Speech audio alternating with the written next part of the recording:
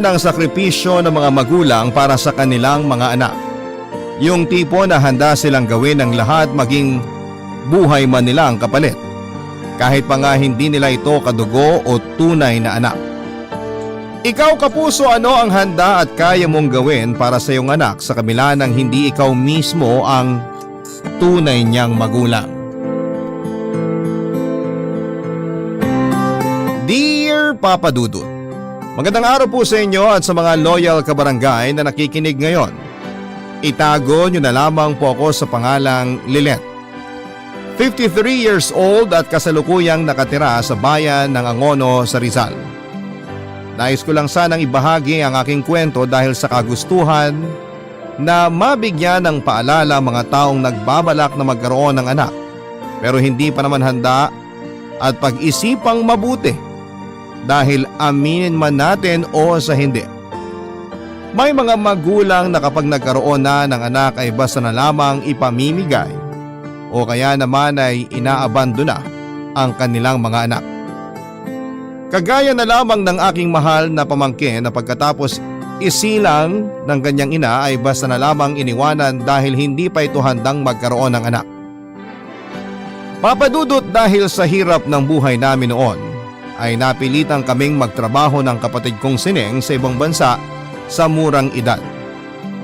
20 years old ako noon habang Sineng naman ay 16 years old, pero dahil matangkad ito at hindi halatang bata ay napeke namin ang kanyang birth certificate para lamang makapagtrabaho sa Japan.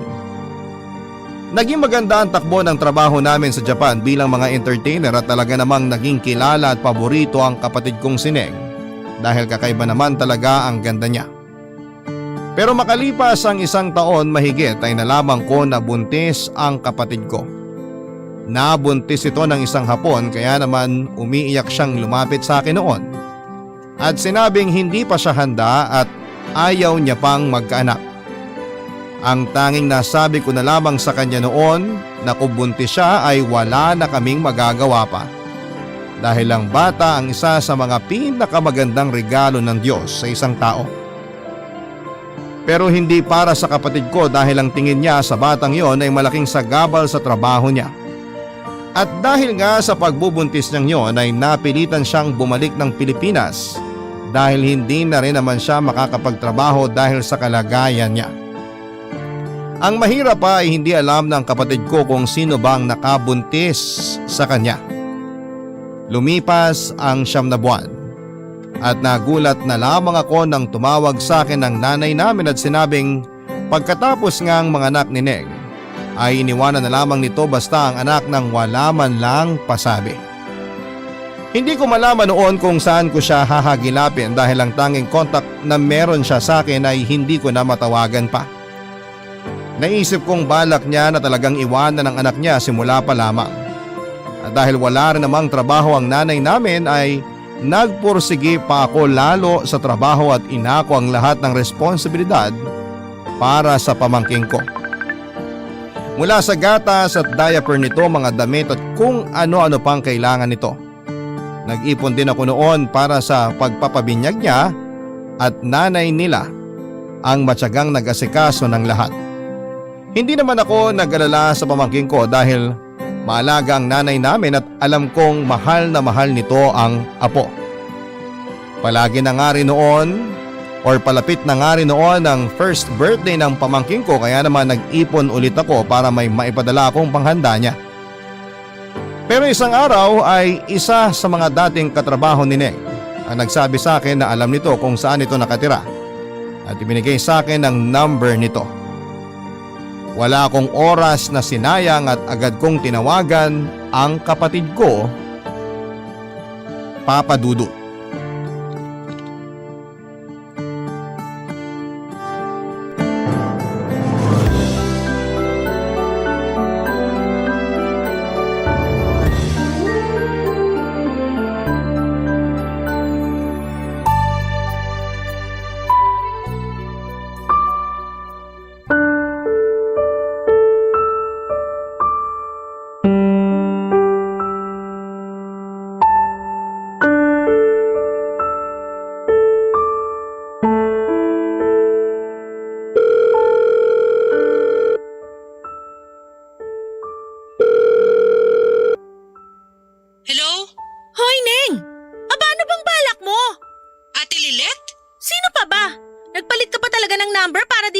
makontak ha? Na-PUK kasi yung luma kong SIM, te. Kaya ako nagpalit. Sus, mga palusot mo! Ang dami-daming paraan. Tapos ang anak mo iniwan mo na lang basta kay mama? Ang kapal mo naman masyado. Tapos nasan ka ngayon? Nagbubulakbol? Ano ba yan? Sermon agad. Hindi ko naman iniwan eh. Ibiniling ko lang kay mama kasi nga bumalik na ako sa trabaho. At anong trabaho? Ako nga, wag mo akong pinaglololoko. Sinabi sa akin ng barkada mo na nasa Pilipinas ka pa rin at kasama mo yung bago mong boyfriend. Sinong barkada? Di na mahalaga kung sino. O ano, magsisinungaling ka pa? Wag nga ako. Alam na alam ko yung style mo. Alam mo naman pala, ba't nagtatanong ka pa? Talagang sumasagot ka pa ha? Umuwi ka na ng bahay. Ikaw ang mag-alaga sa anak mo. Magtatrabaho nga ako. Ba't ba ang kulit mo? Anong trabaho pinagsasasabi mo? Yang boyfriend mo? Siya tatrabahuhin mo? Hoy! Imbis na inuubos mo dyan sa lalaking yan yung perang pinaghirapan mo, bilan mo muna ng gatas at diaper yung anak mo! Wala akong pera. Di naman kasi ako ready magkaanak eh. Anong di ready pinagsasasabi mo? Nagpabuntis-buntis ka tapos di ka pa ready? Umayos ka na nga! May anak ka na! Di ka na dalaga! Kaya imbes na nakikipagbahay-bahayan ka dyan sa bahay ng lalaking yan, alagaan mo yung anak mo doon! Ano? Aanak ka na ka tapos si mama pag-aalagaan mo? Kapal ng mukha mo! Ako lahat tumako ng responsibilidad sa anak mo kasi naaawa ako! Tapos ikaw tamang pasarap sa buhay? Ate naman! Magtatrabaho nga ako! Nag-a-apply ako ng trabaho malapit dito. Tigilan mo ako sa mga ganyan mo! Sinabi sa akin ni Rochang na pinapadalang kanya ng pera para sustento sa anak niya. Tapos di mo man lang maabutan si mama para may pambili man lang ng gatas at diaper yung anak mo? Huwag mong lustayin sa walang kwentang tao yung perang pinapadala sa'yo. Pag ikaw naubusan ng pera, tatalikuran ka ng mga yan. Sinasabi ko sa'yo, pera lang habol ng mga yan, lalo na yung lalaki mo. Ano bang paki mo? Pera ko to at ako magdedesisyon kung saan ko gagastusin. Aba talaga? Pera mo? Pera ng anak mo yan, kapal na mukha mo. Huwag ka lang talaga magpapakita sa akin, kakalbuhin kita. Kung makikita mo ko. Gusto mo ampunin mo na lang anak ko. Total pabida ka eh. Talagang bastusan ha? Wala ka talagang modo. Kaya di na ako magtataka kung buong angkan natin galit sa'yo. Oo, epal ka kasi. Pabida ka masyado. Natural. Kasi ako, marunong ako makisama at responsable akong tao. Ikaw, tingnan mo nga yung ginagawa mo ngayon. Iniwan mo yung anak mo para sumama sa lalaki mo. Di mo man lang magawang kumustahin. Anong klaseng nanay ka? Hindi ko ginusto maging nanay. Kaya kung gusto mo, di ikaw magpakananay sa kanya. Total feel na feel mo. Naririnig mo ba sinasabi mo? Ba't di mo ayusin yung buhay mo? Para naman may magawa kang matino. Palagi naman akong walang magawang matino sa paningin mo eh. Gusto nyo, kayo palagi yung tama. Kasi tama naman talaga kami. Masyadong matigas ang ulo mo. Di ka nakikinig sa amin tapos grabe ka ba kung makasagot-sagot sa akin? Bahala kayo sa buhay nyo. Sinabi ko na nung una pa lang na ayoko naman talaga magkaanak. Hindi na ako magpapakita sa inyo. Bahala na kayo sa batang yan.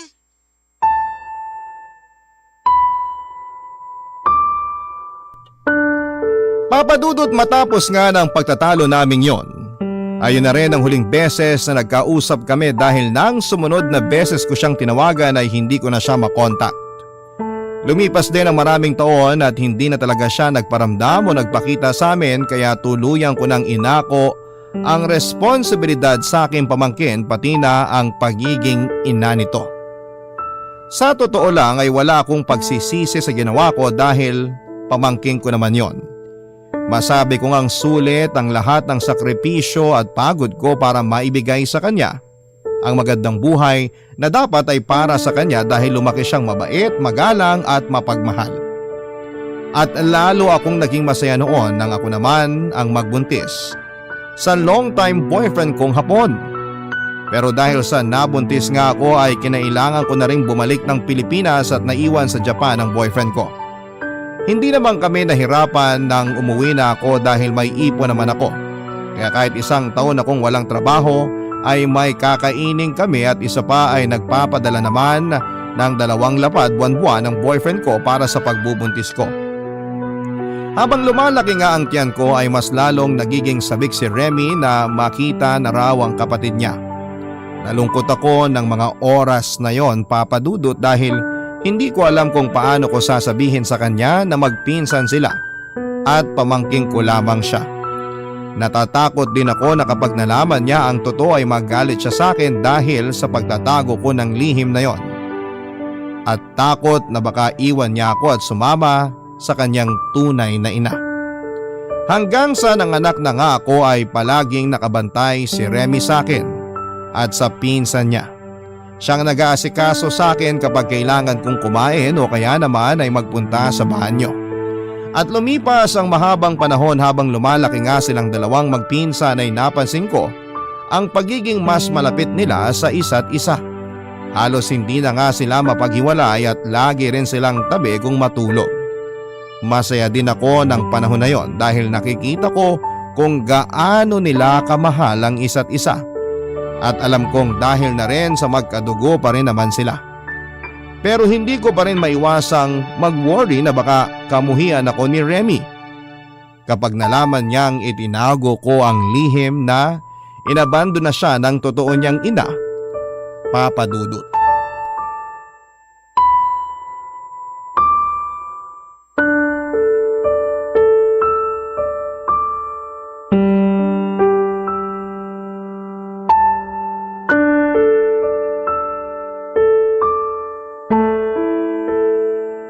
Oh, tulala ka na naman dyan. Ang dami ko lang iniisip, Ma. Tulad ng ano? Ay, di ko kasi alam paano ko sasabihin kay Remy yung tungkol sa nanay niya. O bakit? Kailangan pa bang makilala ni Remy yung walang kwentang nanay niya na nang iwan sa kanya? Karapatan pa rin naman niyang malaman yung totoo. O di sabihin mo sa kanya. Nagdadalawang isip nga ako, Ma eh. Paano kung magalit siya sa akin? Mabait na bata si Remy, tsaka matalino. Sigurado naman ako maiintindihan niya kung bakit ang tagal nating inilihim sa kanya ang tungkol sa totoo niyang nanay. Paano kung dumating yung araw na iwan niya ako? Tapos hanapin niya si Ning. Praning ka na naman eh. Mahal na mahal ka ng pamangkin mo, kaya hindi ka niya magagawang iwan. Pero paano nga kung ganun yung mangyari? Di ko kakayanin, Ma. Parang tunay na anak na turing ko kay Remy. Alam ko naman yun. Kaya ipanatag mo ang loob mo. Hindi tayo iiwan ni Remy. Nagigilty lang kasi ko na may tinatago ko sa kanya. Ay, wala naman akong kasalanan pero ako pa tong natatakot. Kung bakit naman kasi si Ning pa naging nanay ni Remy. Nagpabuntis-buntis siya tapos di naman pala siya handa sa mga responsibilidad. Ay, ewan ko ba sa kapatid mong yon? Yan ang napapala ng mga hindi nakikinig sa magulang eh. Lumalaking walang direksyon ang buhay. Sa bagay, ganyan yung tatay niyo eh. Ilang beses ko na ba yung nahuling ng babae? Pati kaibigan ko dati hindi pinalagpas. Inanakan pa, tapos iiwan niya rin naman pala. May pinagmanahan naman pala yung anak nyo. Anak din naman kita. Pero di naman ako kagaya ni Ning na sarili lang ang iniisip. Sarili niyang anak pinabayaan niya. Tapos siya pa may ganang sumagot-sagot sa akin noon? Kapal talaga! Demonyita! Oh, tama na yan. Mahal na mahal ka ni Remy.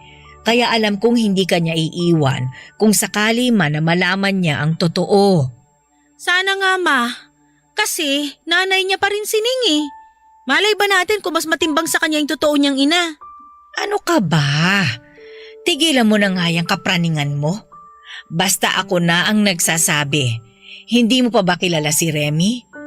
Tayo ang nagpalaki sa kanya kaya dapat tayo ang mas nakakakilala sa kanya.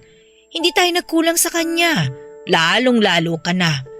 Ikaw ang nagpalaki, ang nagsakripisyo at naghirap para sa kanya. Ano ba yan, Ma? Para namang kinukwenta niyo yung hirap ko kay Remy. Hindi, ano ka ba? Ang sinasabi ko, sa tingin mo ba pipiliin ni Remy ang nanay niyang hindi niya naman nakita simula pagkabata? Yung nanay na iniwan siya pagkasilang sa kanya at hindi na binalikan pa? Ikaw ang nandoon. Ikaw ang nagpuno sa lahat ng pagkukulang ng walang kwenta niyang ina. Paano kung magrebelde si Remy pag nalaman niya yung totoo? Maglaya siya, mapariwara siya. Manahimik ka nga. Baka mamaya magkatotoo lahat yung mga sinasabi mo. Mabait at matalinong bata si Remy.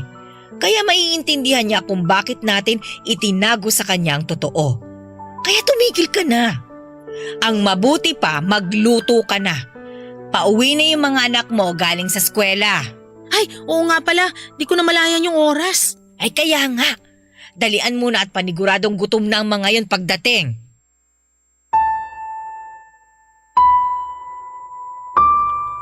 Sa kabila ng pagpapagaan ni Mama ng loob ko ay hindi ko pa rin maalis sa akin ang pangamba. Dahil nga sa takot ako noon na magalit sa akin si Remy kapag nalaman niya ang katotohanan, ay mas pinili ko na lamang ibaon sa limot ang totoong pagkatao niya. Mabuti na nga lang at nang maipanganak ni Neng, si Remy ay pangalan ko ang nilagay nito sa birth certificate ng anak niya. Kaya wala ngang magdududa na hindi ko anak si Remy.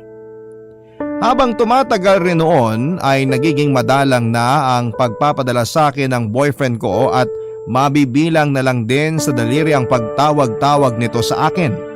Hanggang sa nalaman ko na lamang na nag-asawa na pala ito pero hindi ko akalain na magiging madali lang para sa akin ang paghihiwalay namin. Lalo pa nga papadudot at alam ko naman sa sarili kong minahal ko siya. Pero baka dahil sapat na ang pagmamahal na natatanggap ko kay Remy at sa anak ko ay hindi na ako nanghangad pa ng pagmamahal mula sa ibang tao. Lalong-lalo na sa boyfriend ko. Sapat na sa akin ang pagmamahal ng mga anak ko. Barangay Love Stories. Barangay Love Stories. Nalalapit na rin ang 18th birthday noon ni Remy kaya naman lihim ako naghahanda para sa araw na yon. Matagal na rin naman akong nagtabi ng pera para sa espesyal na araw na yon dahil sobra-sobra naman ang naipapadala ng dati kong boyfriend. Hindi man bongga ang maging debut ni Remy ay ang importante ay maranasan niya ang pakiramdam na para siyang prinsesa sa araw ng kaarawan niya. Ayaw kong palampasin ang isa sa mga pinaka-importanteng araw sa buhay ng isang babae, Papa Dudut. Kahit na pamangking ko lamang siya ay sobrang mahal na mahal ko siya. Hindi man ako ang totoo niyang nanay ay handa akong gawin ang lahat para sa kanya at para sa anak ko. Masasabi ko ngang iwan ako ng lahat wag lamang ng mga anak ko. At noong malaman nga ni Remy na pinaghandaan ko ang nalalapit niyang debut ay agad niya akong kinausap at pinilit na iurong na ang selebrasyon.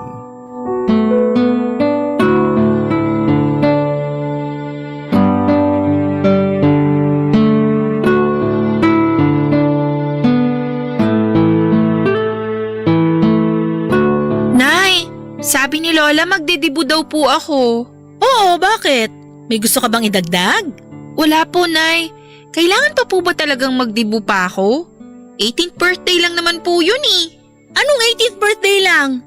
Yan ang isa sa mga importanteng araw sa buhay ng isang babae. Kasing ibig sabihin lang yan, papasok ka na sa panibagong chapter ng buhay mo, nasa legal age ka na. Kaya lahat ng mga desisyon mo kailangan mo ng pag-isipan. Pero hindi porke nasa legal age ka na matututo ka ng magbisyo at bumarkada.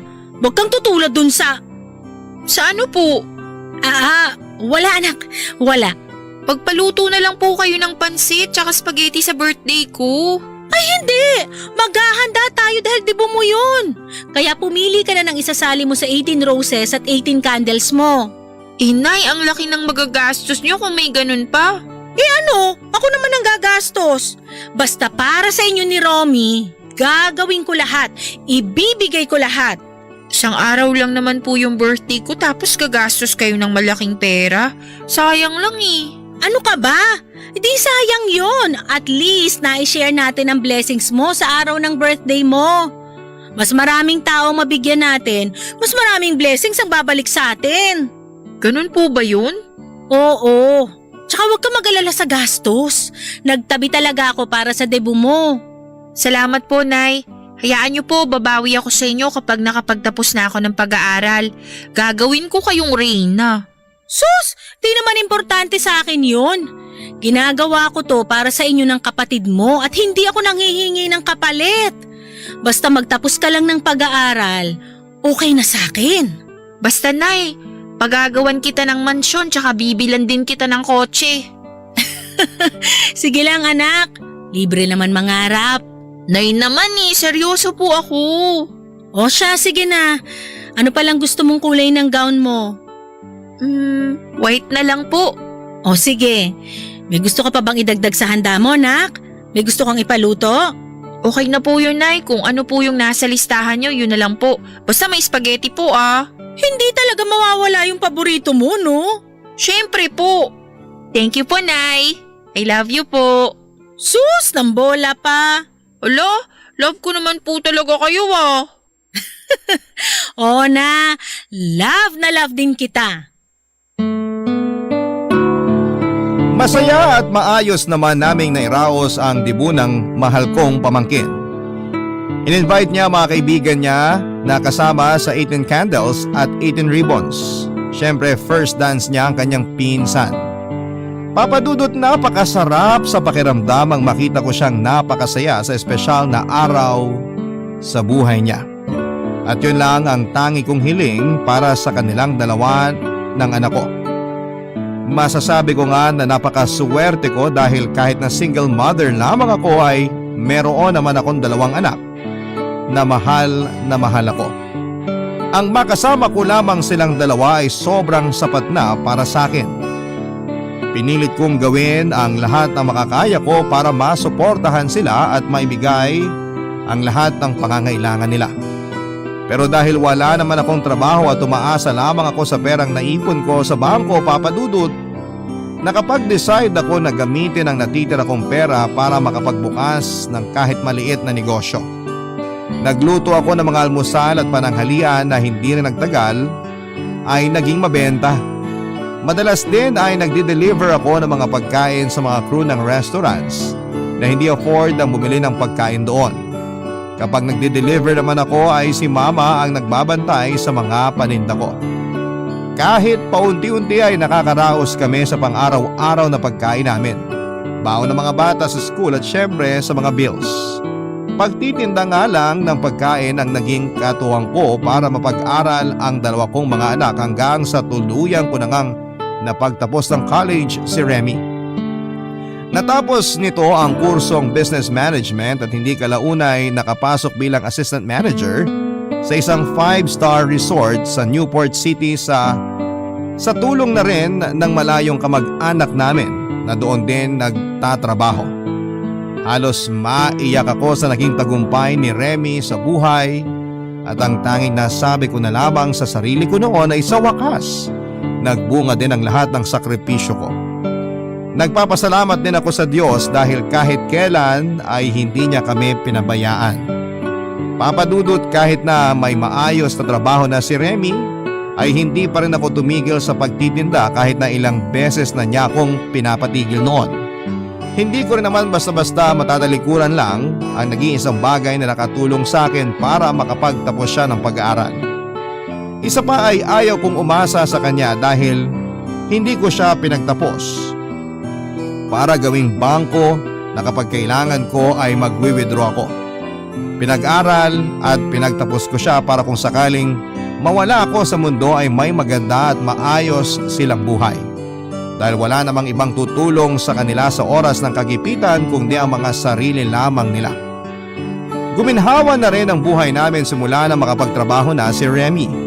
Kahit nga hindi ako humihingi sa kanya ay kusa siyang nagbibigay. Ang bahay namin na dating bitak-bitak ay naipa-renovate na rin niya.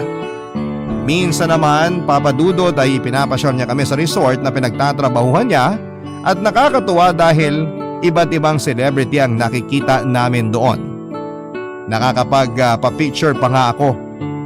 Pero ang akala ko noon ay ang masaya at tahimik na buhay namin ay magtutuloy-tuloy na. Pero nagulo ang lahat ng isang araw ay bigla na lang sumulpot sa bahay ang kapatid kong si Neng, papadudot.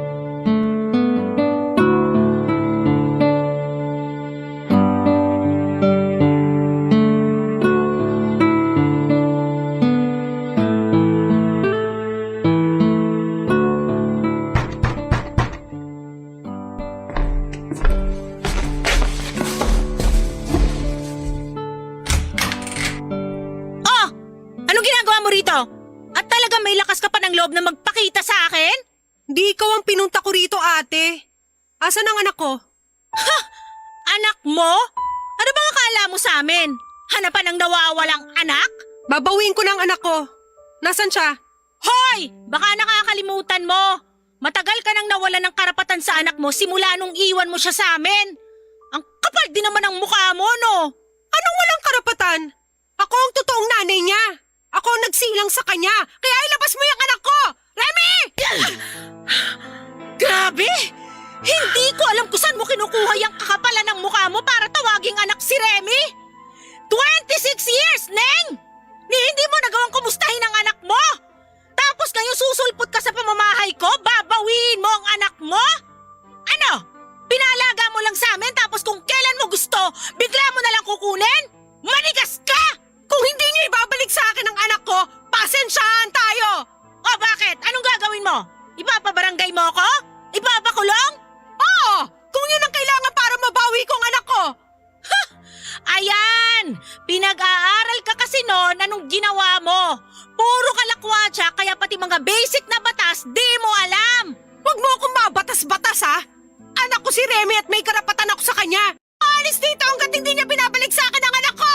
Wala ka ng anak na babalikan. Tandaan mo yan. Kasi wala kang kwentang ina. Ang alam mo lang, bumarkada at magbisyo. Dami mong sinasabi! Tita ka lang ni Remy! Ako ang nanay kaya manahimik ka! Oo, tita niya lang ako.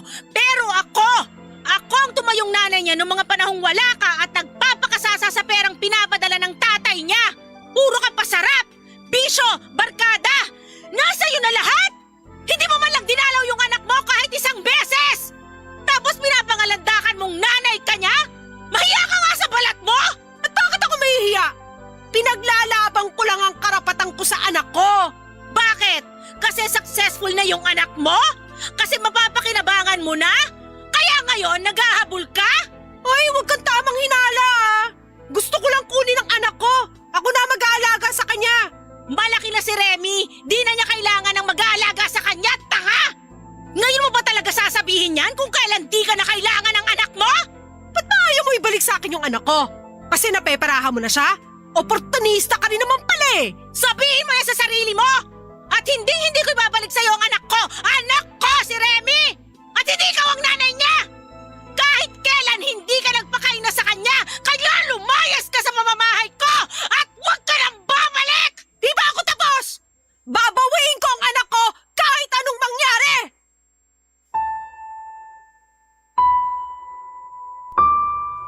Papa Dudut, hindi ko alam kung ano ang mararamdaman ko ng mga oras na yon. Galit ako na nalulungkot at nangangamba. Dahil ang isipin ko pa lamang na malalayo sa akin si Remy ay hindi ko na kaya. Minahal ko si Remy at pinalaki na para ko ng tunay na anak. Hindi man siya sa akin mismo lang galing ay walang katumbas ang pagmamahal ko sa kanya. Sa kanilang dalawa ng kanyang pinsan. At alam ko rin na mga oras na yon ay hindi ko na mapipigilan ang tadhana kung sakali mang pagtagpuin silang mag-ina at dumating ang araw na malaman niya na hindi ko siya tunay na anak at pamangking ko lamang siya. Pero kahit na ganoon ay handa akong irespeto ang magiging desisyon ni Remy, Papa Dudut. Kung sakali man na dumating na nga ang araw na yon, Papa Dudut. Barangay Love Stories. Barangay Love Stories. Halos lamunin na nga ako ng anxiety ko dahil sa dami ng negatibong bagay na naiisip ko. Yung pakiramdam na anumang oras ay kukunin ng kapatid ko sa akin si Remy na alam ko namang wala akong karapatan kahit ipaglaban ko pa siya. Dahil hindi naman ako ang tunay niyang ina. Minsan nga naisip kong ipagdamot na lamang siya pero hindi pwede dahil kahit pagbalik-balik ta rin man ang mundo ay anak pa rin siya ng kapatid ko. Hindi ko lang matanggap na iniwan niya si Remy tapos kung kailan tahimik na ang buhay namin ay saka naman siya manggugulo. Napaka-unfair lang na iniwanan niya ang anak niya at natiis na hindi makita ng napakaraming taon. Tapos ay bigla na lamang itong magpapakita na parang walang nangyari. Na para lang siyang nagtabi ng gamit na hindi ginagamit at nung kailangan na niya ay sa kanya hahanapin o kukunin. Ilang araw nga matapos ng pag-uusap namin ni Neng ay nag-umpisa na itong mangulit, Papa Dudut.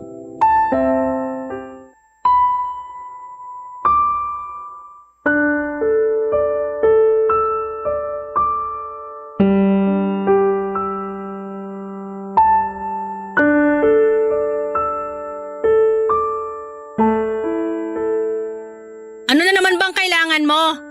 Di ba sinabihan na kita na wag mo na kaming guguluhin? Di ako titigil hanggat hindi ko nababawi ang anak ko. Hinding-hindi ko siya ibabalik sa'yo at sisiguruhin kung di kayo magkikita. Kung magagawa mo yan, pwede ko naman siya puntahan na lang kung saan man siya nagtatrabaho. Magpapakilala ako na akong tunay na nanay niya. Ang kapal talaga ng mukha mo. Sa tingin mo ba matutuwa si Remy na makilala ka? Bakit hindi? Wala siya sa mundong to kundi dahil sa akin. Buti nga hindi ko siya pinalaglag eh. Walang hiya ka talaga? Wala kang kwentang ina! Hindi mo deserve na magkaroon ng anak na kagaya ni Remy! Kahit ano pang sabihin mo, nanay niya pa rin ako. Kung ako sa'yo, sabihin mo na lang sa kanya yung totoo. Kaysa sa iba niya pa malaman. Sinong tinakot mo? Kaya malaman niya sa akin o hindi, inabandona mo pa rin siya. Sa tingin mo ba matatanggap ka ni Remy bilang nanay niya? Mag-isip ka nga! 26 years mo siyang pinabayaan! Tapos ngayon maganda na ang buhay niya, saka ka magpapakita? Natural. Alam mo naman ikaw lang ang makinabang sa anak ko. Ano kayo, sinuswerte? Wala siya kung wala ako. Tatawag ulit ako ha. O kaya sulpot na lang ako dyan pag may oras ako. Para naman makilala na ako ng anak ko na ipinagdadamot nyo. Sige na! Kapatid mo na naman ba yung tumawag? Ma, pwede ba? Hindi ko kapatid yon. Kapal talaga ng apog niya. Nabubwisit ako sa kanya. Ang sarap niyang sabunutan hanggang sa mapunit yung anit niya. Umiral na naman yung pagkabayolente mo. Wala na tayong magagawa sa kapatid mo. Nakuha niya ang ugali ng tatay ninyo eh. Nakakainis lang kasi, ma eh. Maayos na ang buhay ni Remy. Ba't kailangan pa niyang bumalik sa buhay namin? Saka kilala ko yung Sineng. Kaya niya gustong bawiin si Remy kasi pwede na niyang mahinga ng pera. Style niyang anak niyo, bulok! Hindi naman magpapauto yung si Remy. Matalinong bata yun. Pero di siya madamot. Mapagbigay siya. Kita niyo nga sa atin kung paano siya magbigay. Kahit di naman tayo nanghihingi. Ayoko lang na maabuso ni Neng si Remy pagdating sa pera. Magtiwala ka lang kasi sa kanya. Malaki na siya. Alam na niya kung anong gagawin niya sa oras na manghuthot ng pera sa kanya ang nanay niya. Sumasakit na ulo ko. Dami-dami ko nang iniisip eh. Dumagdag pa yung demonyitang yon. Ewan ko ba naman kasi sa'yo at nagpapa-apekto ka dyan sa kapatid mo? Alam ko naman na ikaw ang pipiliin ni Remy. Di ko alam, ma. Wala talaga akong tiwala dyan kay Neng eh. Alam na alam mong di gagawa ng maganda. Ay, hayaan mo na.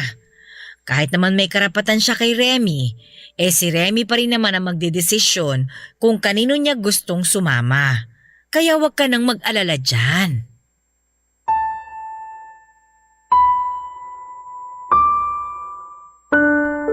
Papa Dudut, gusto kong mapanatag dahil sa sinabi ni Mama.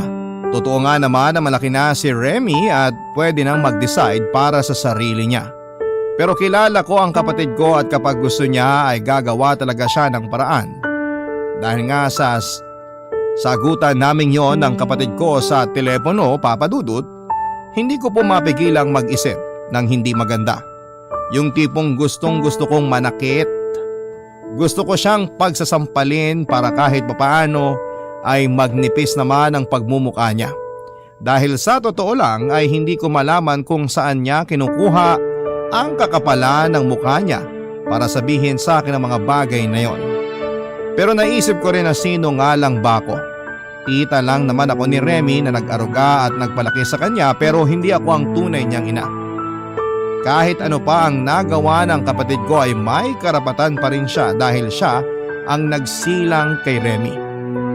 Halos ilang gabi na nga akong hindi makatulog dahil pinag-iisipan ko mabuti kung paano ko ipagtatapat kay Remy ang tungkol sa totoong nanay niya. Kaya naman sinempuhan ko na day off noon ni Remy. Tinawagan ko kagad si Neng noon para magkaharap na kaming tatlo at malaman na niya ang katotohanan. Nakahanda na ako noon na tanggapin kung ano man ang magiging desisyon niya dahil malaki na siya. May sarili na siyang pag-iisip at sariling desisyon sa buhay. Nahiling ko lang na sana ay hindi niya ako makalimutan kung sakali man na magdesisyon siyang sumama na sa kanyang ina. Pero halos mahimatay ako nang sabihin niyang sasama na siya sa kapatid ko. Papadudod, kilala ko mabait si Remy kaya alam kong kahit gaano pa kasama ang kanyang ina ay mapapatawad niya pa rin po ito. Bago siya tuluyang magpaalam sa akin noon ay niyakap ko pa siya ng mahigpit at ganoon din siya sa akin. Iyak din ang iyak noon ang pinsan niya at ayaw pa siyang paalisin pero wala kaming nagawa dahil si Remy na ang nagdesisyon. Ilang buwan din akong wala sa sarili noon at iniisip ko kung ayos lang ba siya sa poder ng kanyang ina.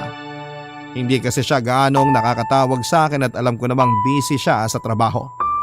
Pero lahat ng agam-agam ko ay nawala ng isang araw ay umiyak siyang bumalik sa akin at sinabing, "Nay, nandito na po ako."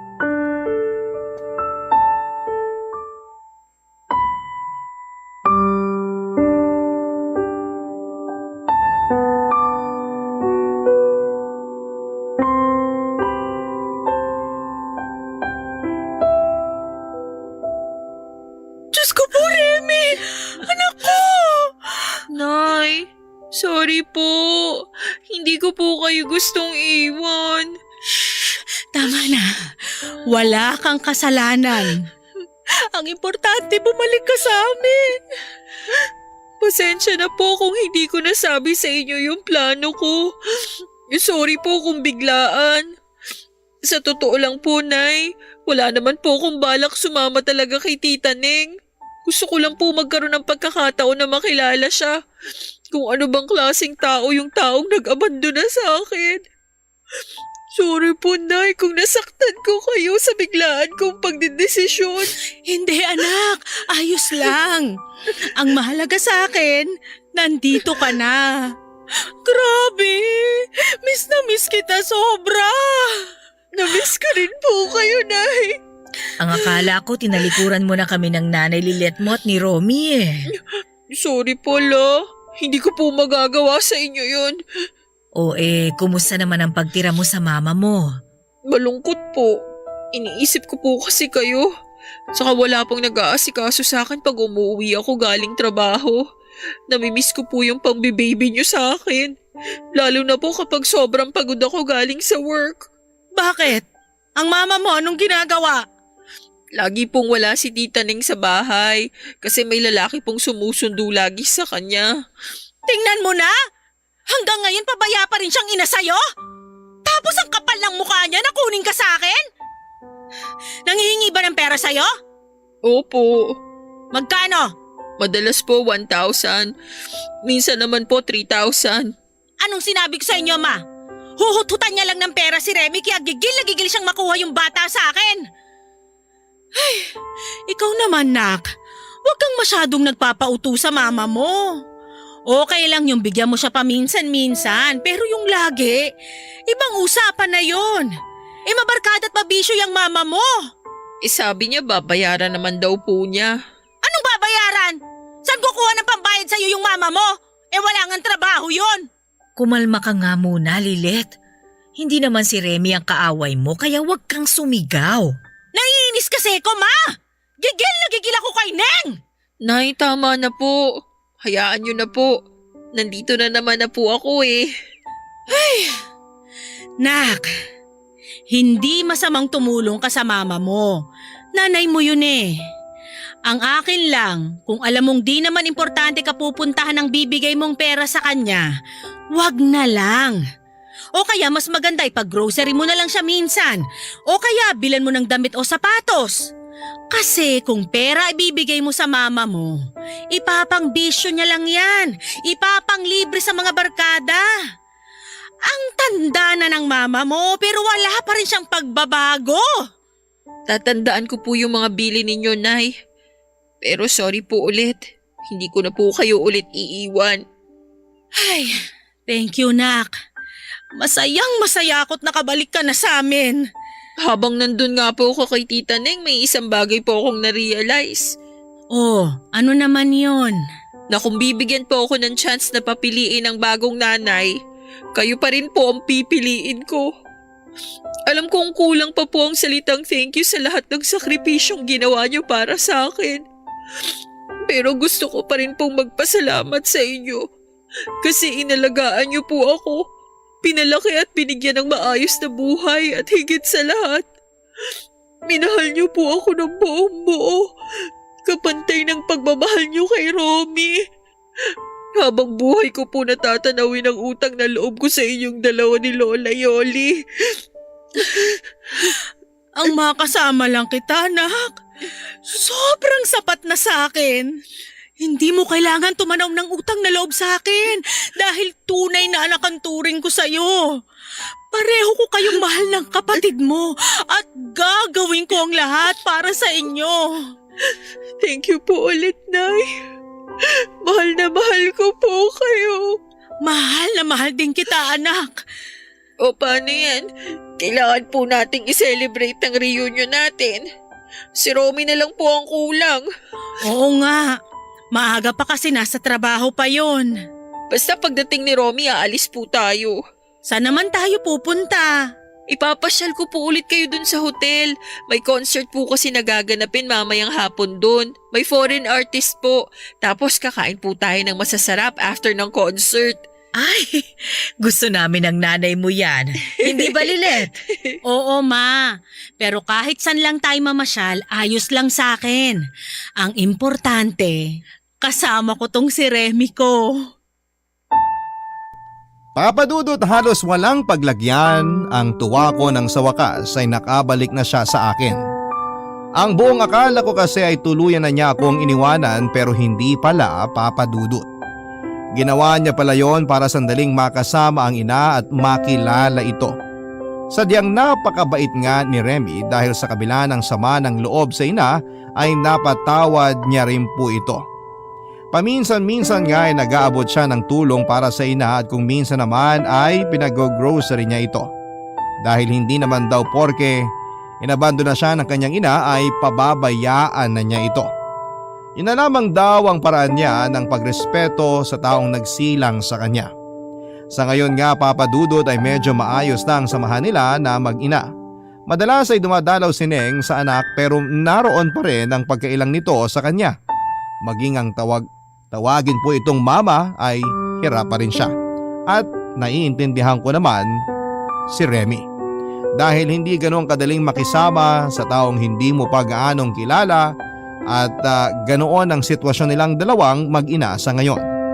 Pero alam ko namang hindi magtatagal ay matututunan din ni Remy na ituring itong ina. At dito ko na nga po tinatapos ang aking kwento. Maraming salamat po, Papadudot, sa pagpili ng aming kwento ngayong araw. Ang inyo pong forever kapuso at kabarangay, Lilet. Barangay Love Stories.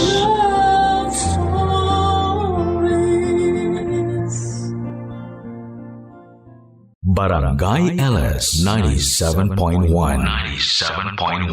Number 1. Forever. Kabarangay, i-share mo ang iyong barangay love stories. Sabay-sabay nating pakinggan ang iyong kwento ng pag-ibig, buhay at pag-asa. Ipadala lang sa barangaylovestories@yahoo.com. Madaling maging ama dahil kailangan mong maging matatag kapag paguhuna ang lahat. Inaasahan nila na ngumiti ka at kayanin ang lahat. Kahit parang gusto mo na lamang sumuko. Ikaw, kapuso, kaya mo bang maging ama at kayanin ang lahat ng problema ng iyong pamilya?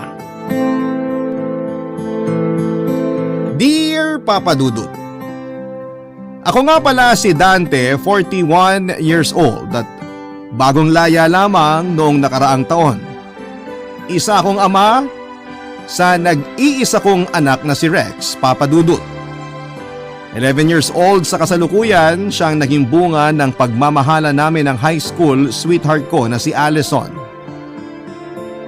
Ilang taon akong nakulong kaya naman hindi ko nakasama ang mag-ina ko. Biglaan lamang ang aking pagkakakulong sa isang kasong aminado naman akong ginawa ko. Pinagsisihan ko na ang pagkakamali ko sa nakaraan at pinagdusahan ko na yon ng ilang taon. Naalala ko pa noong unang beses na nalaman kong ikukulong na ako ay para akong ibong binalian ng pakpak. Naging magulo ang lahat at naawa ko sa aking asawang si Allison dahil siyang umako ng responsibilidad. Nahirapan si Allison na tanggapin ang pagkakakulong ko lalo na't umaasa siya noon sa akin para mabuhay silang mag-ina. Naalala ko noong unang araw na dinalaw niya ako sa kulungan. May isang buwan na marahil na hindi siya nagparamdam sa akin at naiintindihan ko naman. Alam ko noon na malaki ang kasalanan ko sa kanya dahil parang naabandon ako sila dahil sa pagkakakulong ko. Sinubukan kong humanap ng pagkakakitaan sa kulungan kahit ang paglilinis-linis lamang noon at paggawa ng basket pero hindi yon naging sapat para kay Allison. Noong dinalaw niya ako ay gusto ko siyang yakapin pero hindi niya ako pinayagan. Nakita ko sa mukha niya na may bahid pa rin yon ng galit pero sinubukan naman niyang kumalma. Hindi niya sinama ang anak namin at mas magandang gano'n na ang nangyari dahil wala akong maiharap na mukha sa kanya. Magkaharap kami habang nakaupo noon at hindi alam kung sino ang unang magsasalita hanggang siya na mismo ang bumasag ng katahimikan, Papa Dudut.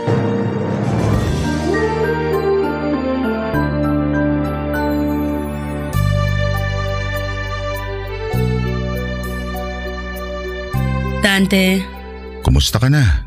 ayos lang. Maputla ka. Kulang lang sa tulog. Panggabi rin kasi ko. Nangangayayat ka. Lahat ba ng mali sa katawan ko papansinin mo? Pasensya na ha. Ang tagal lang kasi nung huli kitang nakita. Nanibago lang ako. Sorry rin. Pagod lang siguro. Pasensya ka na ako, nagalit ako. Alam ko naman. Hindi pa ako sanay na pagsabay ng pagtatrabaho at pag-aasikaso kay Rex. Ang hirap, Dante. Ang hirap. Pasensya ka na kung wala akong magawa para gumana ang buhat mo. Konti lang din kasi ang kinikita ko sa paggawa ng basket ngayon. Sabi nila makakabawi naman daw sa tag-araw. Hindi ka na makakabawi. Ha? Kailangan natin mag-usap. Tungkol saan? Sa totoo lang, wala na sana akong balak pumunta rito pero kailangan na. Kinakabahan naman ako sa sasabihin mo. Kailangan na nating maghiwalay. Allison naman, pagod ka lang. Yun nga eh. Pagod na ako, kaya ako nakikipaghiwalay ngayon. Pag-isipan mong mabuti. Baka nadadala ka lang. Isang buwan ko rin pinag-isipan to, Dante. Parehas lahat ng sagot na pumapasok sa utak ko. Allison, pakiusap naman. Paano si Rex? Nakakayanan ko naman siyang buhayin kahit wala ka. Kailangan niya pa rin ng ama. Sa isang buwang nawala ka, pinagbawalan ko siyang maalala ka. Hindi mo naman pwedeng gawin yun. Anak ko siya. Tatay niya ako. Madali ka na lang niyang makakalimutan kasi bata pa siya. Hayaan mo na kami. Alam ko nakagawa ko ng mali. Pero sana mapatawad mo ako. Nadala lang naman ako kaya ako yung nagawa. Naguluhan ako. Hindi ako nakapag-isip ng tama. Huli na para dyan, Dante. Buo na ang loob kong tapusin ang relasyon natin. Huwag naman ganyan, Allison. Kayo na nga lang ang inspirasyon ko para makalabas dito. Sana kami rin ang ginawa mong inspirasyon para di ka nakagawa ng mali. Pinagsisisihan ko na nga ang nagawa ko. Wala nang magagawa ang pagsisisi mo. Andito ka na eh. Nakakulong ka na. Di mo kami kasama. Makakalaya rin naman ako eh. Hindi naman panghabang buhay ang hatol sa akin. Ayoko na, Dante. Hindi ko na kayang maghintay.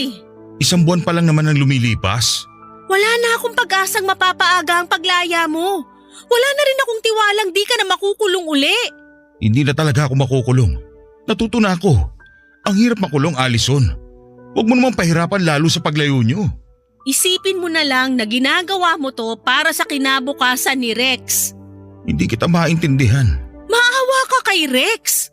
Paano siya tatratuhin ng mga kaklase niya at kakilala niya kapag nalaman nilang nakakulong ka? Sa tingin mo magiging madali yun sa kanya? Matalino naman si Rex. Maiintindihan niya. Bata pa si Rex at di niya maiintindihan tong nangyayari sa'yo. Kaya utang na loob, Dante. Pumayag ka na lang. Hindi. Sa ayaw o sa gusto mo, tapos na tayo. Alison, parang awa mo na. Ibigay mo na lang yung awa mong yan sa anak mo. Isipin mo na lang na ginagawa natin to para sa kanya. Hindi ko tinanggap ang pakikipaghiwalay ni Allison sa akin, Papa Dudut. Inisip ko na matatauhan din siya at lalapitan ako pero hindi niya ginawa yon. Mas lalong naging mabigat para sa akin ang pananatili sa kulungan dahil wala sila ni Rex na pwede kong sandalan. Halos mabaliw na ako noon dahil sa kalungkutan pero lumaban ako dahil naniniwala akong makakalaya pa rin ako. Tinuon ko ang oras para makaipon kahit nasa kulungan, Papa Dudut. Tiniis ko ang init, lungkot, sikip at hirap kasabay ng pagdarasal na sana ay matapos na ang lahat. Hindi ako nawala ng pag-asa na magiging maayos ang lahat kapag nakalaya na ako. Una kong plano noon ay puntahan kaagad ang mag-ina ko. Humiling ako noon ng isang notebook para mapagsulatan ko ng mga bala kong gawin kapag nakalabas na ako. Nakatulong yon para maging magaan kahit papaano ang kalagayan ko, Papa Dudut. Pinagpatuloy ko ang buhay sa kulungan at mabilis lang lumipas ang panahon. 3 taon akong nakulong at sa paglaya ko noon ay wala akong naging kasing saya. Pero hindi sapat ang saya na yon para hindi pa rin makaramdam ng takot at pangamba. Isip kung matatanggap pa ba ako ng mag-ina ko. Noong nakarating na ako sa bahay ay nakaramdam ako ng kaba, Papa Dudut. Hindi ko yon magawang ipaliwanag noon basta ang alam ko ay parang hindi maganda ang mangyayari. Kumatok ako sa pintuan at pagkatapos ng ika-4 na katok ay pinagbuksan ako ni Allison. Hindi siya nakapagsalita kaagad nang nakita ako. Nakita ko ang gulat sa mga mata niya, Papa Dudut, at gusto ko siyang yakapin noon pero umatras siya. Agad akong pumasok kahit na hindi niya ako inaanyayahan. Pagkapasok ko sa loob ay nakumpirma ang dahilan ng kaba ko, o Papa Dudut.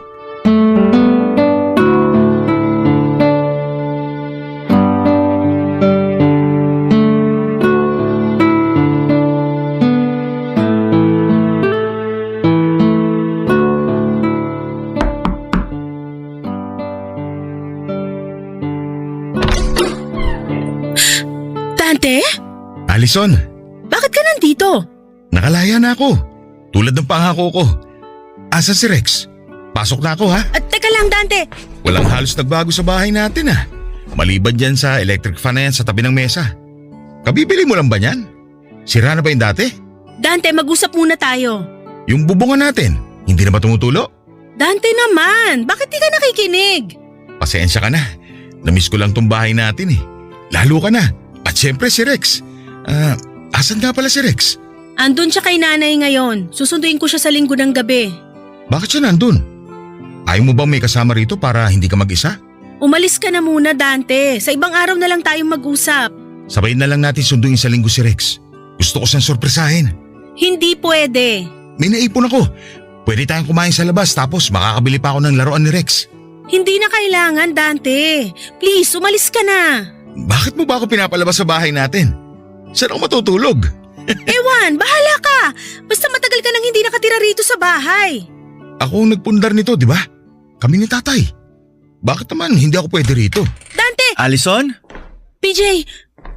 Oh, may bisita pala tayo. Di ka man lang nagsabi. Kararating lang din niya. Saka, di ko alam na nagising ka na pala. Nagising lang ako nung may narinig akong ibang boses. Sino ka? Eh ikaw, sino ka? Ako si Dante. Ako naman si PJ. PJ? Dante, ka-live-in ko si PJ. Teka, anong ka-live-in? PJ, siya ang tatay ni Rex. Ah, ikaw yun. Sorry pare ah.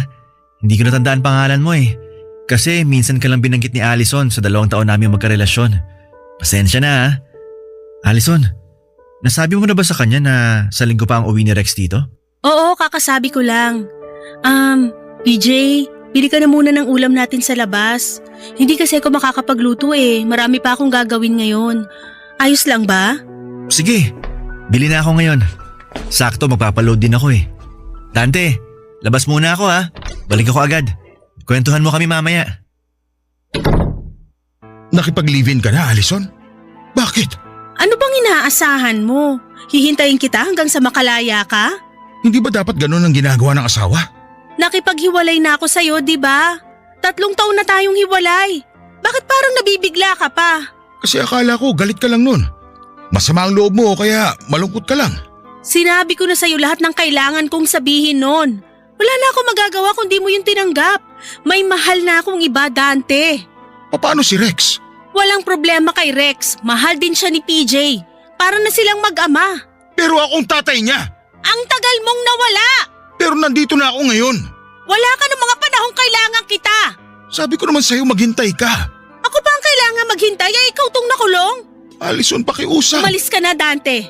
Saka na tayo mag-usap. Humanap ka muna ng matutuluyan mo pansamantala. Aalis kami rito kung gusto mo. Hindi ko kayo gustong umalis dito. Gusto ko kayong makasama. Hindi na nga pwede kasi di na kita mahal. May iba na ako. Mag-move on ka na rin, please. Ang anak ko, Allison. Ako na ang bahala sa kanya. Gusto ko siya makita.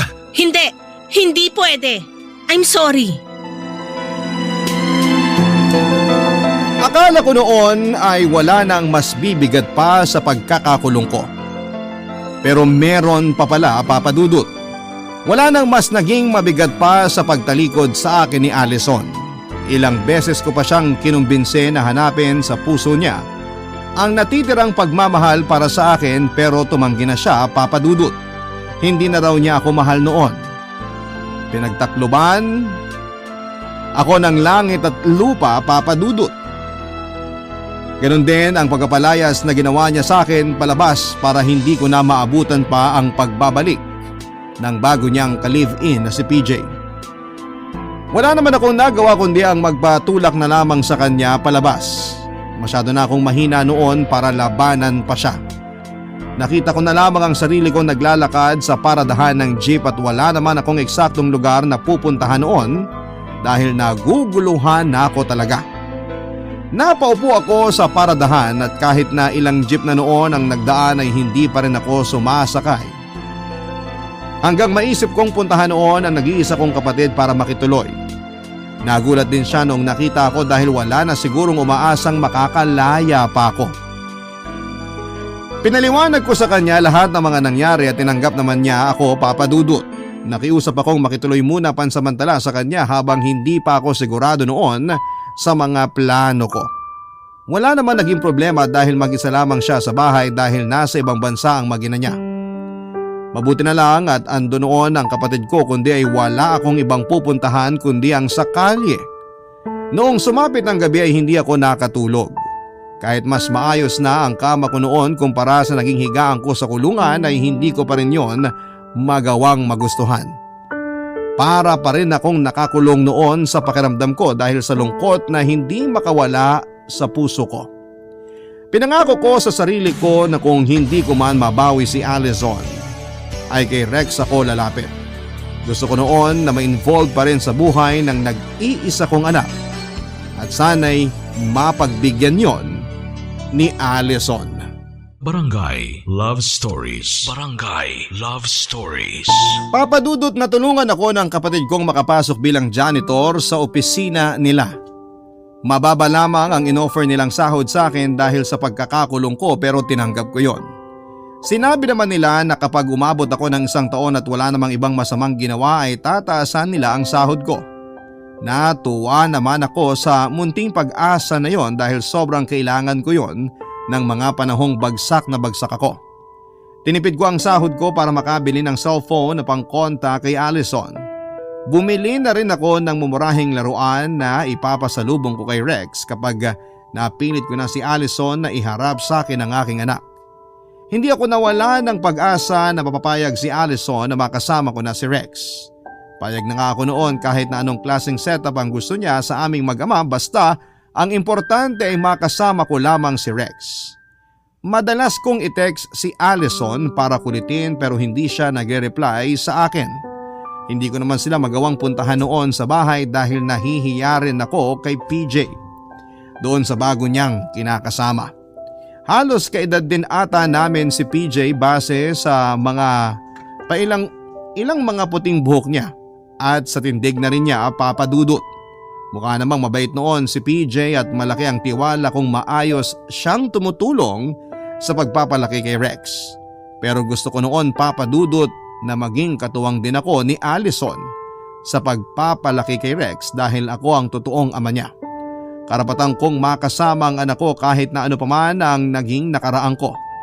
Sa mga sumunod na mensahe ko kay Allison ay hinabaan ko para mas maintindihan niya ang pangangailangan kong makasama ang anak ko. Sa huli ay naawa siya at pumayag na puntahan na si Rex sa bahay. Wala akong kasing saya noon, Papa Dudut.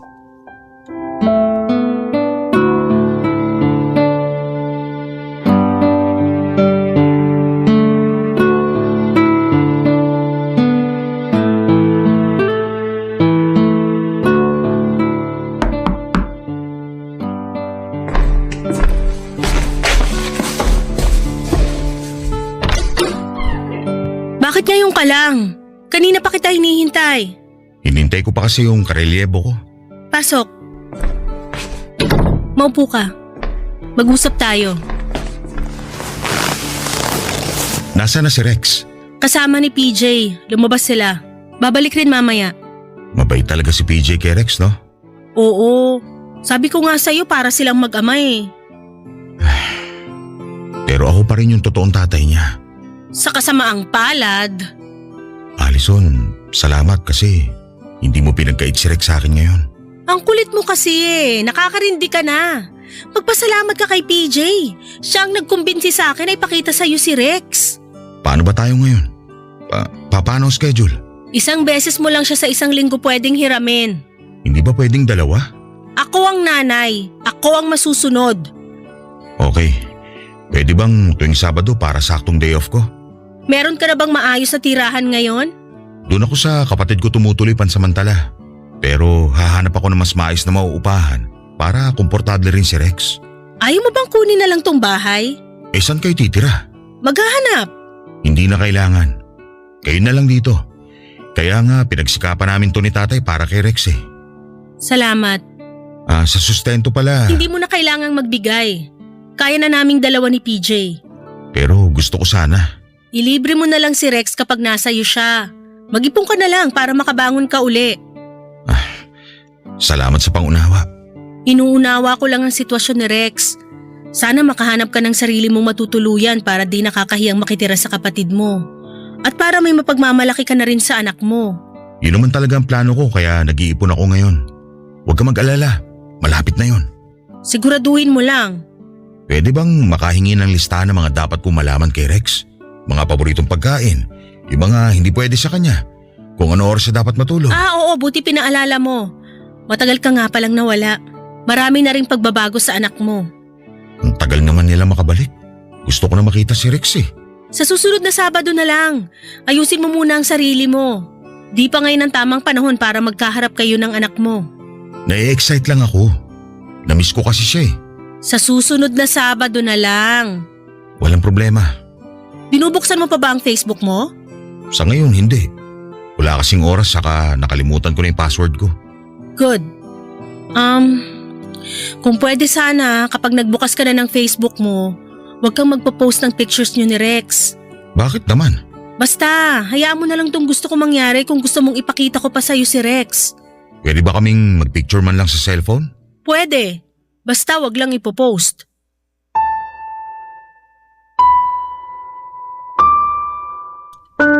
Hindi man ako natuwa sa ibang batas na ginawa ni Allison para sa pagkikita namin ni Rex ay tinanggap ko na lamang yon, Papa Dudut. Wala na kasi akong ibang gustong mangyari noon kundi ang makasama ang anak ko at lahat ay gagawin ko para doon. Nagkaroon ako ng panibagong inspirasyon para ipagpatuloy ang pagsusumikap at pagbabagong buhay. Nakita naman yon sa trabaho ko at may mga pailan-ilan akong katrabaho na nagre-request na kunin ako bilang tagalinis ng bahay nila kapag may oras ako. Nasayahan ako roon kasi dagdag na pagkakakitaan yon. Ang ibig sabihin lang noon sa akin ay mas mapapabilis ang pag-iipon ko at makakalipat na ako sa sarili kong uupahan. Wala namang masama noon kung makituloy muna ako sa kapatid ko, pero gusto kong ipakita noon kay Rex na kaya ng tatay niya ang mabuhay nang hindi umaasa sa ibang tao. Gusto ko noon na maging proud siya sa akin, Papa Dudut. Nakiusap ako kay Allison na bigyan pa ako ng 3 buwan bago ako makipagkita kay Rex. Nailing lamang siya dahil akala niya tinatakasan ko ang responsibilidad ko kay Rex. Ang hindi niya lang alam noon ay nagdoble kayod ako para may pang-down na ako sa uupahan kong apartment. Nangutang din ako sa kapatid ko para makabili ng kahit kaunting gamit. Hinanda ko ang lahat para masiguradong komportable ang buhay ni Rex kapag kasama ko siya, kahit na 1 beses lamang sa 1 linggo. Tumagal ng 6 na buwan bago ako naging kumpiyansa na kaya ko na. Noong naramdaman kong ayos na ang lahat ay nag-text na ako kay Allison para hiramin si Rex. Pinasundo naman niya sa akin si Rex sa bahay at natakot ako nung una na baka mailang si Rex sa akin, pero laking gulat ko noong niyakap niya ako nang makita niya ako sa may pintuan.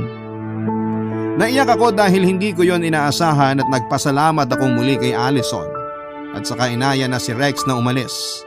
Dinala ko muna siya sa mall para kumain at mabilhan ang gusto niyang laruan. Gabi na nga noong nakauwi kami sa bahay at para kaming hindi nagkahiwalay ng matagal dahil sa kakaibang koneksyon naming dalawa, Papa Dudut.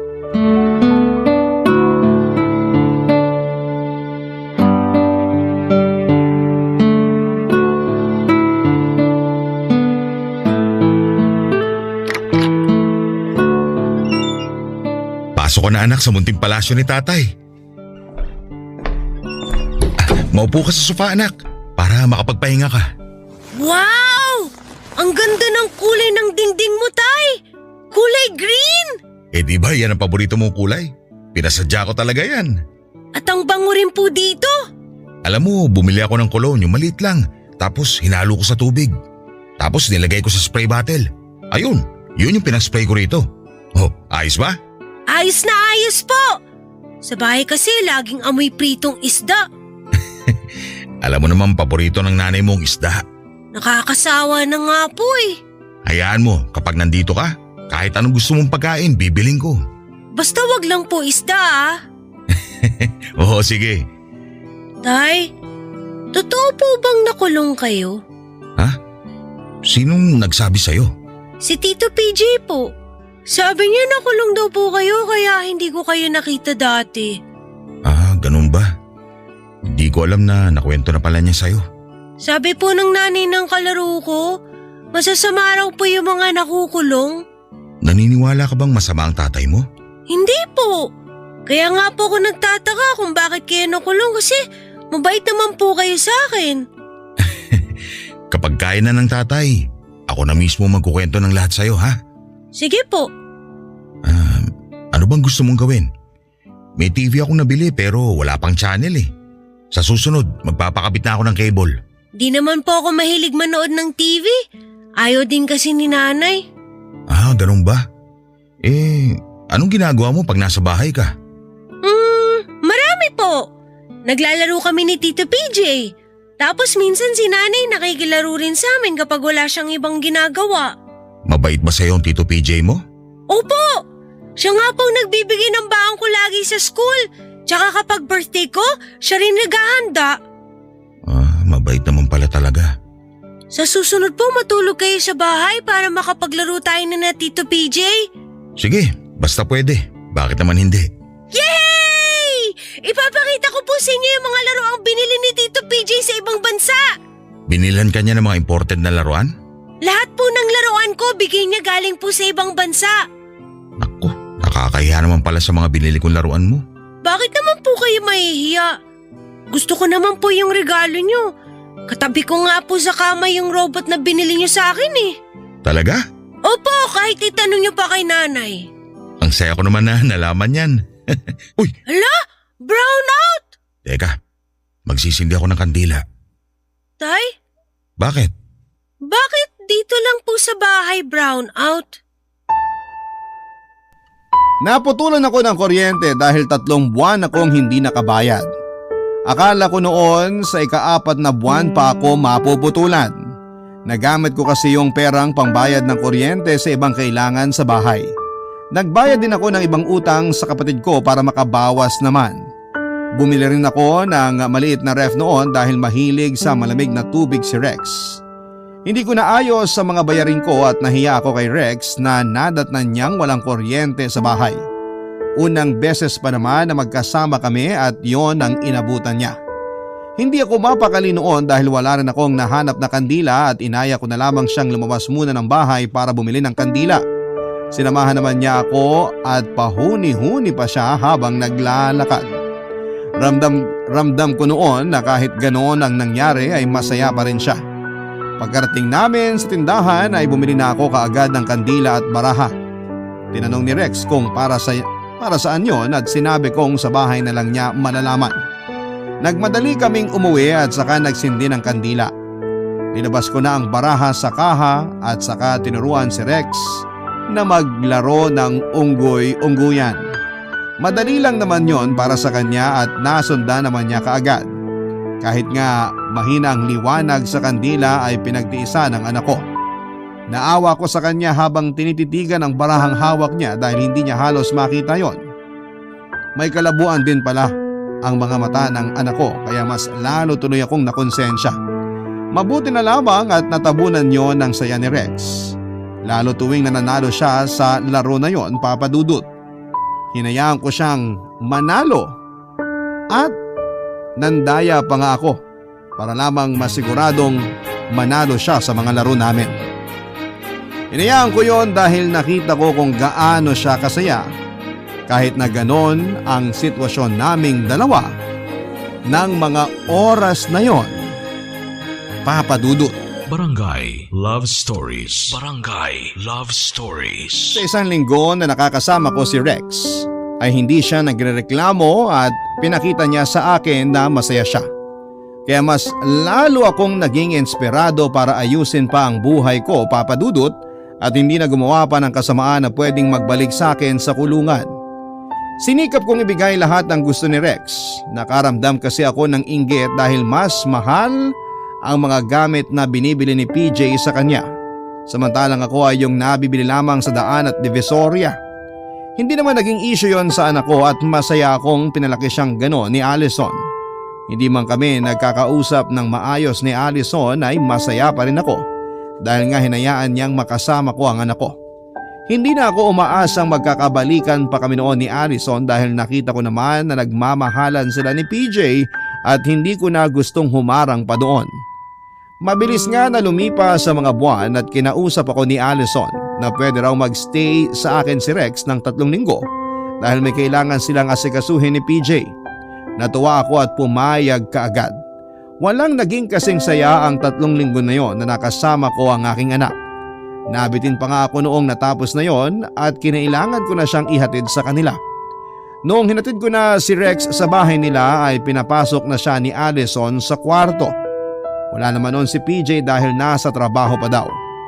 Magpapaalam na sana ako noon para makauwi na rin dahil maaga ang trabaho ko kinabukasan pero tinawag ako ni Allison para kausapin ako sa labas ng bahay.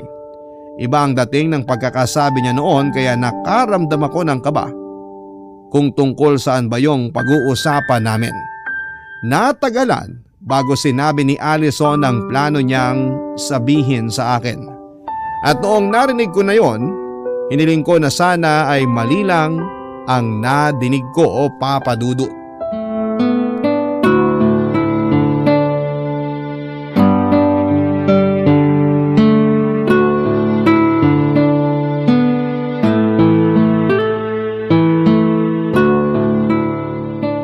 Bakit kailangan dito tayo sa labas ng bahay mag-usap? Baka mamaya iba pa ang isipin ng mga kapitbahay nyo. Importante tong sasabihin ko kasi tungkol to kay Rex. Doon na lang kaya tayo sa loob ng bahay. Sa sala na lang. Baka hanapin tayo ni Rex eh. Saglit lang to. Hindi niya pwedeng marinig kaya nga dito kita kinausap sa labas eh. Mukhang seryoso yan ah. Ay, May problema ba, Allison? hindi ko talaga alam kung magiging problema sa'yo to. Pero para sa akin kasi, ito yung solusyon. Hindi kita maintindihan. Balak naming pumunta ng Canada ni PJ. Wow, Canada! Pangarap mong lugar yan ah. Kailan ba yan? Iiwan niyo ba muna sa akin si Rex?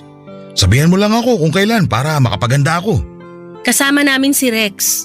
Ay sige, maganda yan para makapasyal siya. Bilang mo siya ng makakapal na jacket ha, kasi balita ko malamig dun. Baka magkasakit siya.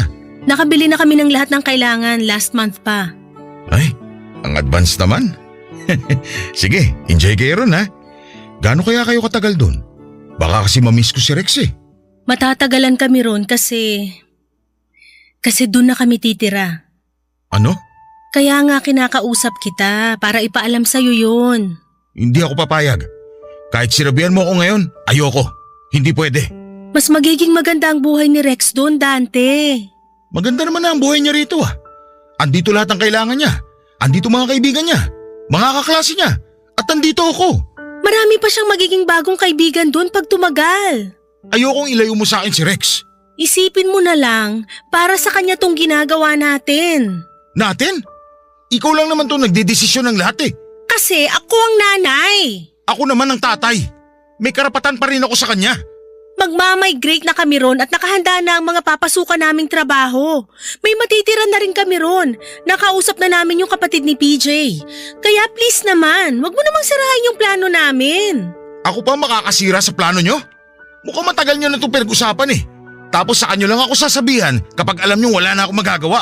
Di mo ba talaga maintindihan na kailangan mo magsakripisyo para sa anak natin?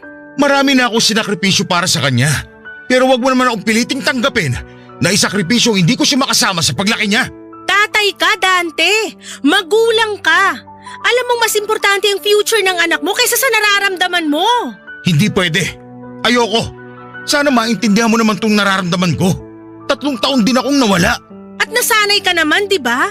Nasanay kang wala siya. Ano pang kaibahan ngayon kung aalis kami at di mo siya makakasama? Sa tingin mo naging madali yung 3 taon na hindi ko siya nakasama? Madali ba sa tingin mo para sa akin na mag-isa? Ay nako, ito na naman po tayo.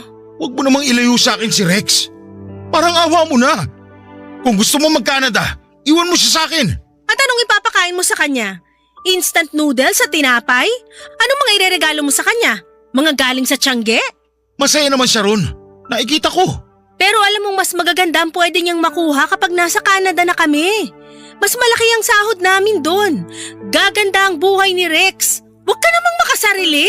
Makasarili? Hindi mo alam kung anong sinasabi mo, Allison. Sa ayaw o sa gusto mo, dadali namin si Rex sa Canada. Wala ka ring magagawa. Sa ayaw o sa gusto mo, pag di ako pumayag, hindi mo makakaladkad si Rex pa Canada. Pag-isipan mo mabuti tong usapan natin, Dante. Galit ka ngayon? Oo. Kausapin mo na lang ako kapag natauhan ka na. Handa pa sana akong makipag-away noon kay Allison kung hindi lang lumabas ng bahay si Rex dahil hinahanap kami. Nagpanggap kami ni Allison na nagtatawanan para walang mahalata si Rex. Mukhang hindi alam noon ni Rex ang plano ni na Allison na dalhin siya sa Canada. Pinigilan kong huwag maging emosyonal habang nagpapaalam kay Rex bago umuwi, Papa Dudut. Hinatid ako ni Allison hanggang gate para ipaalala sa akin ang dapat kong pag-isipan. Ayoko noon na isipin pa ang mga sinabi niya dahil hindi talaga ako payag, Papa Dudut. Kaya lang noong nasa bahay na ako at nakita ko kung anong gamit ang meron ako, sa loob ng bahay ay bigla akong nanlumo. Bigla ko naisip na hindi ko kayang ibigay ang magandang future kay Rex sa ganong kalagayan ko. Hindi kalakihan ang aking sahod doon at alam kong sa paglaki ni Rex, mas malaki na ang gastos at mas dadami ang mga gusto niyang bilhin. Aminado ako noon na hindi ko kaya lalo't nagsisimula pa lamang akong muli sa buhay, Papa Dudut. Binigyan ko ng 1 buwan ang sarili ko para mapag-isipan ang dapat kong gawin. Yun din ang palugit na ibinigay sa akin ni Allison para makapagdesisyon. Nakiusap siyang pumayag na ako at pumirma sa mga papeles na kailangan para mapunta na sa custody nila PJ si Rex, Papa Dudut. Inisip ko pa lang noon ay para na akong nadudurog. Parang mas masakit pa yon kesa sa nangyaring pagkakakulong ko. Sinikap kong maging masaya habang kasama si Rex dahil hindi pa ako sigurado noon kung kaya ko at kung gusto kong pigilan ang pagpunta niya ng Canada. Lalo't alam ko naman sa sarili ko na mas magiging maganda nga ang buhay niya doon. Sinulit ko na lamang ang lahat ng bawat segundong kasama siya dahil hindi ko alam kung kailan yon mauulit pagdating nila sa Canada. Noong sumapit na nga ang araw ng palugit ni Allison para makapag-decide ako ay hinatid ko na si Rex sa bahay nila para kausapin si Allison.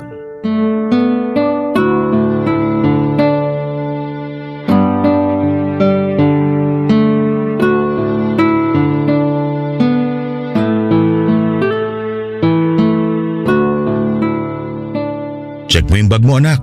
Baka may nakalimutan kang gamit sa bahay ko. Nadala ko na po lahat, Tay. Ay, teka po. Nakalimutan ko pala yung dinosaur ko sa kama niyo po. Pwede bang kay tatay na lang yun? Maglalaro din po kayo ng dinosaur, Tay? Itatabi ko lang sa akin pag matutulog ako para pangtaboy ng mga multo. Para hindi sila lalapit sa akin kasi matatakot sila sa dinosaur. Si tatay naman ang tanda na, naniniwala pa rin sa multo. Ganun naman talaga ang tatay mo eh. Rex, dun ka na muna sa kapitbahay. Makipaglaro ka muna kay Eugene. Kanina ka pa kasi niya hinahanap eh. Ayos lang ba? Mag-uusap lang kami ng tatay mo. Sige po, Nay. Tay, balik ako ah. Wait mo ako. Oo naman. Punta ka na ron.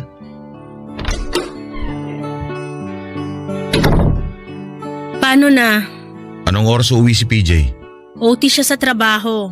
Tayo lang ang kailangan mag-usap kasi tayo lang naman ang magulang ni Rex. Pero parang magulang na rin siya ni Rex. Ayun na nga eh. Kaya sana magaan na sa loob mo na bitawan na si Rex. Kasi nga alam mo naman na parang anak na rin siya ni PJ. Allison, hindi ko talaga kaya eh. Pirma mo lang ang kailangan ko para matapos na lahat ng to. Isang pirma mo lang at mababago mo ang future ng anak mo. Gusto ko pa rin maging parte ng buhay ni Rex. Hindi naman kita pinagbabawalang maging parte ng buhay niya. Tatay ka pa rin niya at hindi yun magbabago. May Facebook naman para makapag-usap kayo. Gusto ko siya makasama. Mag-ipon ka. Tutulungan kitang makapasyal sa Canada. Matagal pa yun. O diba, wala ka na namang tiwala sa sarili mo? Nauubusan ako ng tiwala sa sarili ko mula nung gusto mong ilayo sa akin si Rex. So may tiwala ka pa sa sarili mo nung nakulong ka? Bakit mo naman kailangan sabihin yan? Desperado na ako na mapapayag ka. Kung kailangan kong ipamukha sa'yo na ex-convict ka, gagawin ko. Grabe, Allison. Sinusubukan ko ng kalimutan yun. Alalahanin mo uli ngayon kung yan ang paraan para mabilis kang makabitaw sa anak mo. Nagbabago na ako. Pero mababago ba ang tingin sa'yo ng mga tao? Wala akong pakialam sa kanila. Paano si Rex? Kung totoong naintindihan na niya na ex-convict ka, na nakagawa ka ng kasalanan kaya ka nakulong, kaya mo ba siyang harapin nun? Ipapaliwanag ko sa kanya lahat. Maiintindihan kaya niya lalo kung sinusulsulan na siya ng ibang tao na masama ka kasi ex-convict ka? Paano ka makakapagbigay ng magandang future sa anak mo? Tanggapin mo nang nakadikit na sa'yo ang pagiging ex-convict mo at makakaapekto yun sa'yo at sa mga trabahong papasukan mo. Hindi totoo yan. Ipakita mo sa akin ngayon na may pakialam ka sa buhay ng anak mo. Pumirma ka ngayon. Hayaan mo na si Rex sa amin. Ayusin mo na lang ang buhay mo dito sa Pilipinas. Mas madali yun kaysa bitbit mo pa si Rex sa tabi mo. Allison! Kung totoong mahal mo ang anak mo, gagawin mo to. Pumirma ka na ngayon. Iabot mo na sa akin ang mga pipirmahan ko. Mabuti naman at natauhan ka na. Sana sapat na tong pirma na to. Para patunayan sa'yo na sinikap ko maging mabuting ama kay Rex. Salamat. Akin na nga yung mga yan bago pa magbago ang isip mo. Allison, Ano? hindi ko buong nasabi sa'yo dati. Pero gusto ko lang humingi ng tawad sa pagkukulang ko. Tapos na yon. May kanya-kanya na tayong buhay ngayon. Move on na. Nagsisisi ako sa ginawa ko. Hanggang ngayon andito yung galit sa sarili ko. Ay, wag ka nang umiyak kasi baka biglang dumating si Rex. Ang hirap magpaliwanag sa batang matanong. Wala na, huli na, umiiyak na ako. Basta lagi mo lang sana ako ipapaalala sa kanya. Ipapaalala mo na mahal ko siya. Ayoko makalimutan niya ako. Tatay pa rin sana ang ituring niya sa akin kahit nasa malayo na siya. Kahit ibang tao na tumatay yung tatay niya. Dante, walang magpapabago sa katotohanan na ikaw ang tatay ni Rex. Malalayo lang siya at humihingi ako sa'yo ng pangunawa. Alam ko mahirap to para sa'yo, pero kailangan nating gawin to kung may pakialam tayo sa future ni Rex.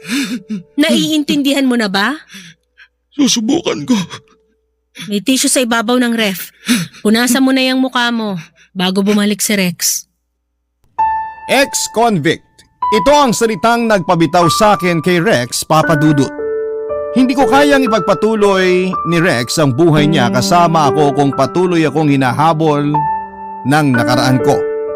Nakulong ako dahil nagnakaw ako ng gamot at pera sa isang maliit na butika.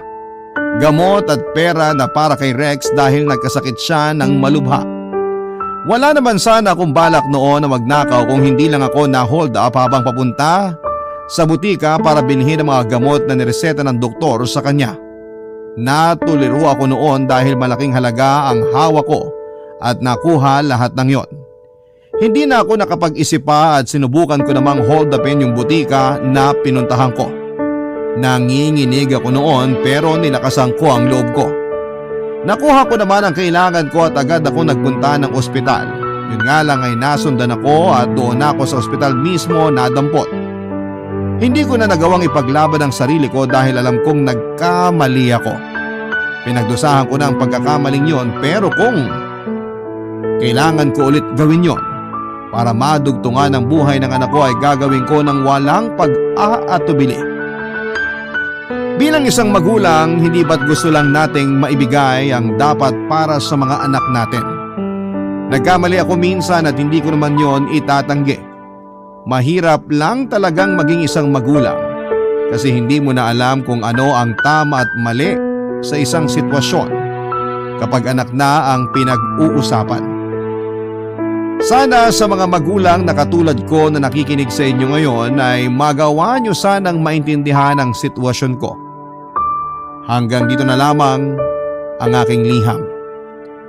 Naway nakapagdala ko ng aral sa inyong lahat kahit nagsimula ang lahat sa kasalanan. Maraming salamat po sa inyo Papa Dudut at sa bumubuo ng Papa Dudut ng programa ninyo sa Barangay Love Stories. Ang inyong kabarangay forever, Dante. Barangay Love Stories.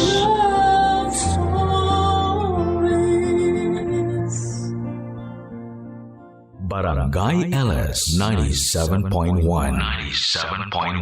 Number 1. Forever! Kabarangay, i-share mo ang iyong Barangay Love Stories. Sabay-sabay nating pakinggan ang iyong kwento ng pag-ibig, buhay at pag-asa. Ipadala lang sa barangaylovestories@yahoo.com.